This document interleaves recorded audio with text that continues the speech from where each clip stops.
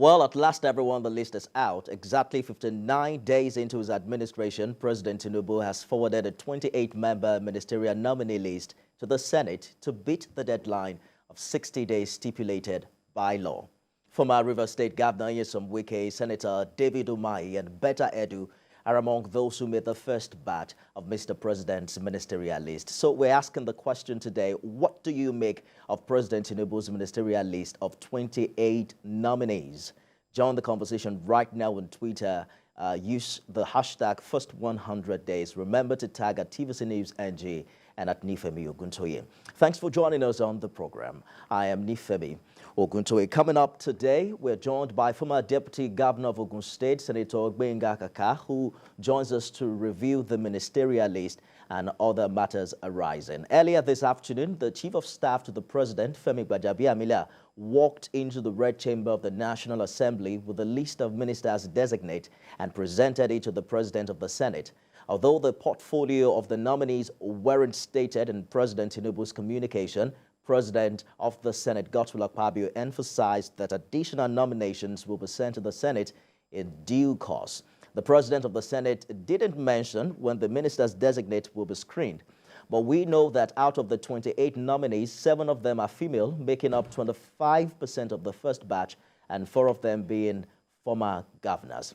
Let's tell you also what we know about some of the ministerial nominees. We'll begin with 56-year-old Ambassador Yusuf Maitama Tuga, who is from Bauchi State, currently Nigerian ambassador to Germany, a member of the House of Representatives between 2007 and 2011. There's 59-year-old architect Ahmed Dangiwa, who's from Katsina and was only appointed secretary to the state government of that state some 2 months ago. Is 59 years old. Barrister Hanatu Musawa from Katsina as well is one of the 6 women in the first batch. She was appointed special advisor to the president on culture and entertainment economy a few weeks ago, and she was the deputy spokesperson and deputy director of public affairs of the All Progressives Congress. There is Chief Uche Unaji, who was the governorship candidate of the All Progressives Congress in Enugu State earlier this year, followed by Dr. Betta Edu, perhaps one of the youngest on the list at the age of 35,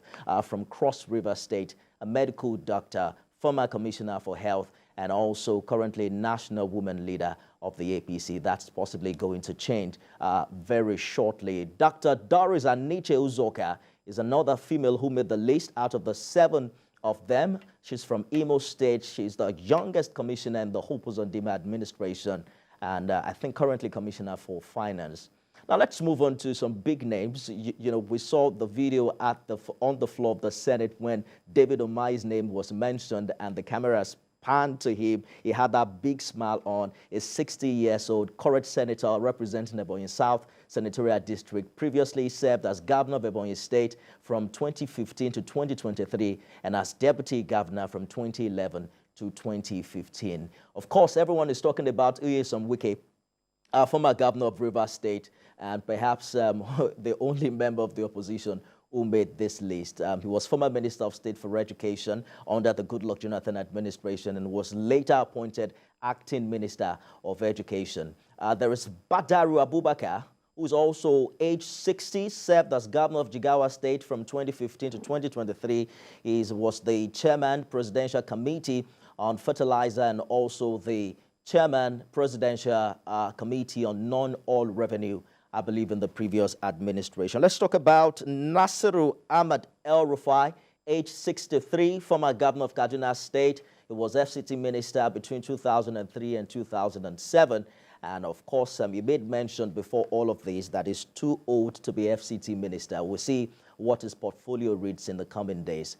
Right Honorable Perikwe Ekpo is from Akwa Ibom State and a member of the APC. There's Honorable Nkiru Onyediocha, who is aged 53 from Abia State, a current member of the House of Representatives. She was former Commissioner, Resource Management and Manpower Development in that state. Others include Olubu Mutuji Ojo, Stella Okotete, Uju Kennedy Ohaneye, Bello Mohammed Guroye, Dele Alake, who is currently special advisor to the president. There's Latif Agbemi, Mohammed Idris, Olawale Edun, Wahid Adebayo Adelabu, Iman Sulaiman Ibrahim, Ali Pate, Joseph Usev, Abubakar Kyari, John Eno, Sani Abubakar Danladi, among others. We'll bring you the profile perhaps tomorrow on the show. But let's talk to our State House correspondent live from the presidential villa. Femi, the long wait is over. The president seems to have beaten the deadline with the ministerial list. But what's the mood today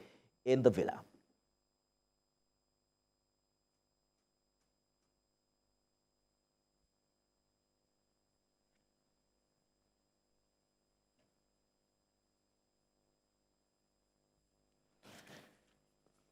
Femi, if you can hear me, what's the mood today after the release of the first batch of Mr. President's ministerial list at the presidential villa?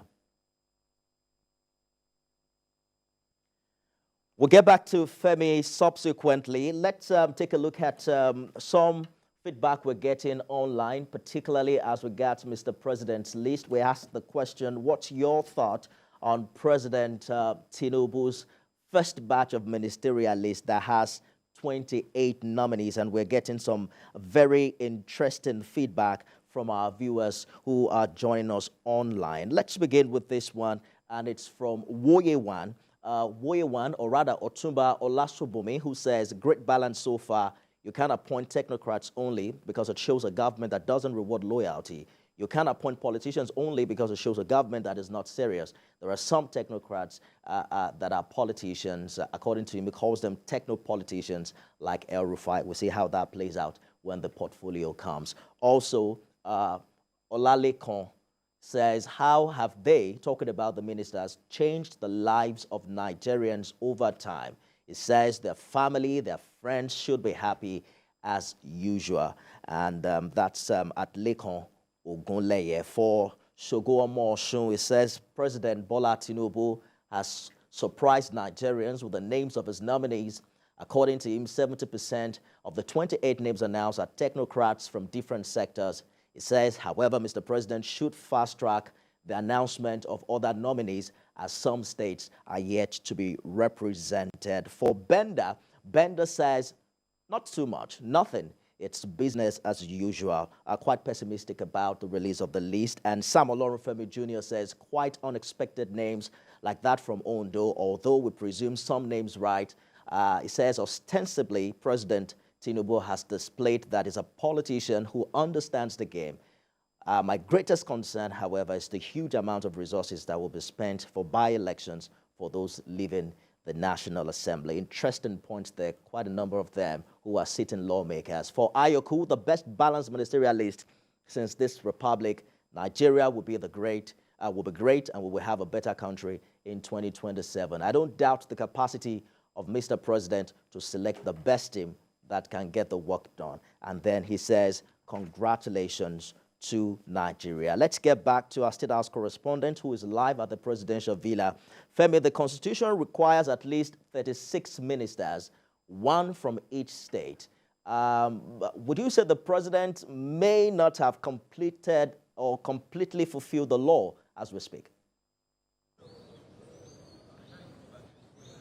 Well, if it's still work in progress, the president has fulfilled one part of the law, which is to send nominees, ministerial nominees, to the Senate within a period of 60 days. He has sent that list on the 59th day, and he has fulfilled that aspect of the law. And he also announced that, well, other nominations will be made in due course, and those who will be nominated in due course, that list will again have to be sent to the Senate for screening and confirmation. You remember, the law does not say that the president will have to do all of those nominations in one fell swoop. He has done this first batch, sent it to the National Assembly, fulfilling that provision of the law. We are hearing that 12 more nominees will be sent to the National Assembly, to the Senate, for screening and confirmation. But when that will be done, we do not know. What is left now is for the National Assembly, the Senate, to also announce a date when they would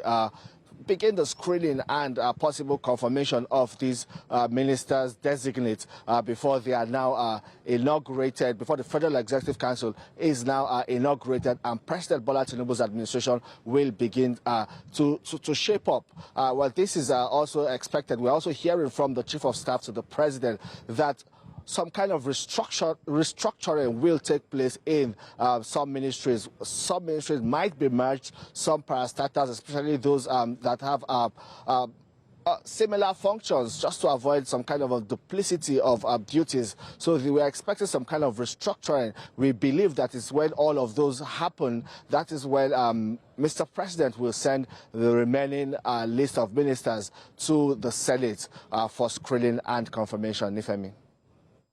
12 more to go, according to you, Femi. That will be 40. We're looking forward to it. Interesting days ahead. Femi Akonde live for us at the presidential villa. After the break, we're joined by former Deputy Governor of Ogun State, Senator Ogbenga Kaka, who will also be reviewing the list as we know it. Stay with us.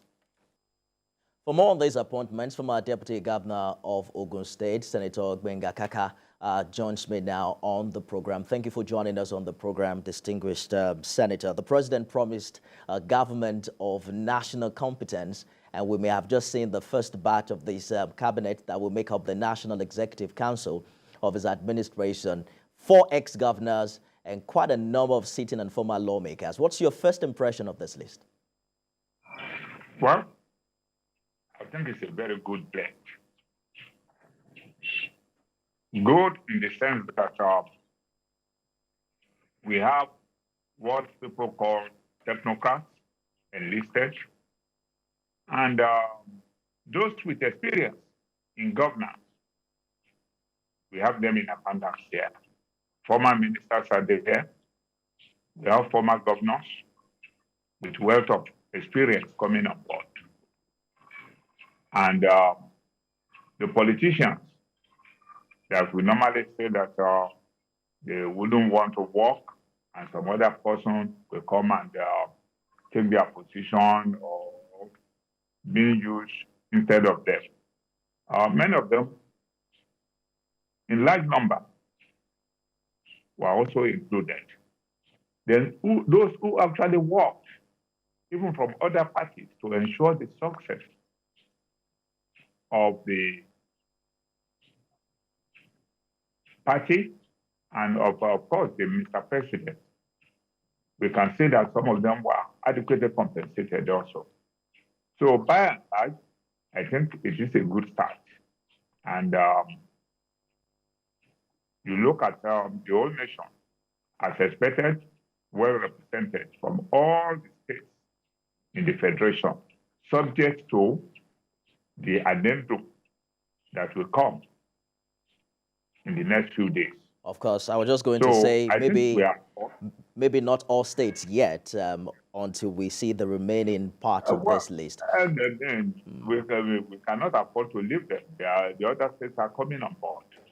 So it's a good start, and I think like some of us expected, many people will not be disappointed. The assumption was that Mr. President is fully on top of the game. And I personally, I often tell people that right from the conclusion of the election, Mr. President is having his first 11 cabinet members, the second 11 are in the wings, and the third 11 are in the wings. Like a good coach, all he needed to do, which he had been doing before now, is to shovel the list available and then try to give us the best. I think in an attempt to give us the best, that's why it was 28. Maybe they are still trying to cross the T and dot the I. So that's why the entire list was not made complete. But Senator, are you disappointed that the president seems to have continued the tradition of sending this list without attaching their portfolios? Or is that something you expect that it will do subsequently? Well, if the CV is attached, it will assist the Senate in their screening process. But without it as well, you look at the caliber of people on the list. I don't know what type of CV we are looking for again. Is it from the governors or from the former ministers or from the National Assembly members that are now being listed? So most of them will be asked to take a bow and go. So whether attached or not attached, I'm sure a good job has been done. And by the grace of God, Mr. President, we know we have freely given him the mandate. And the buck stops at his table. So he has the mandate. He has actually informed the Nigerians that he will be accountable. So whatever he does and he refuses to do, the buck stops at his table. So that we should give him the latitude to walk and feel free to choose among the people he thinks can best deliver the dividend of democracy to Nigerians. You know, it's interesting you mentioned, Senator, that some people will take a bow and go, just as the tradition we've seen in previous assemblies. But how does that strengthen the screening process and also engage these nominees in such a way that they will sit up when they eventually get their offices? Well, it's been the tradition. It is assumed that for a former National Assembly member to have merited being nominated for cabinet position, he must have exhibited the needed quality, so that the thinking is that it will be mere wasting of time and then lack of disrespect for the would-be candidate. So, by and large, the honor, I don't think it's well. It's not a displaced honor. So it's well placed, and sustaining the tradition is not saying that people cannot ask questions. Sometimes they derive pleasure in even asking more questions from a particular person before eventually asking to or her to take a bow. So it depends on the approach and then the frame of mind of the legislators themselves to do what is expected of them. Sometimes they enjoy the intellect of some nominees and engage him even beyond what is expected, not out of the fact that they want to humiliate or do anything untoward, but they want to satisfy themselves that, yes, this is the man, and prove to the world that, yes, he or she merited that particular slot. All right. Just let's take a few minutes, Senator Kaka, to take a look at some of the responses we're getting on social media as regards what Nigerians think of the makeup of this initial list. Dipo Oyenola is saying that too much of known politicians, fingers crossed, according to Adipo 656. And Adebayo S. Yomi is saying, I'm impressed, especially with Dr. Edu Umahi, Wali, and Wiki on the list. I'm sure they will deliver. Ledum Madiba Tigbara is saying the best ministerial nominees in the history of Nigeria. And Yusuf Issa, most unexpected, according to that tweet. For Rasolam, it would have been 100% if the list came with the portfolios. But you hear the senators say that the CVs of these people are perhaps known, and it's easy for the lawmakers to decide. Governor Ade is saying agreement is agreement, and that sounds familiar, you know, if you know what he's talking about.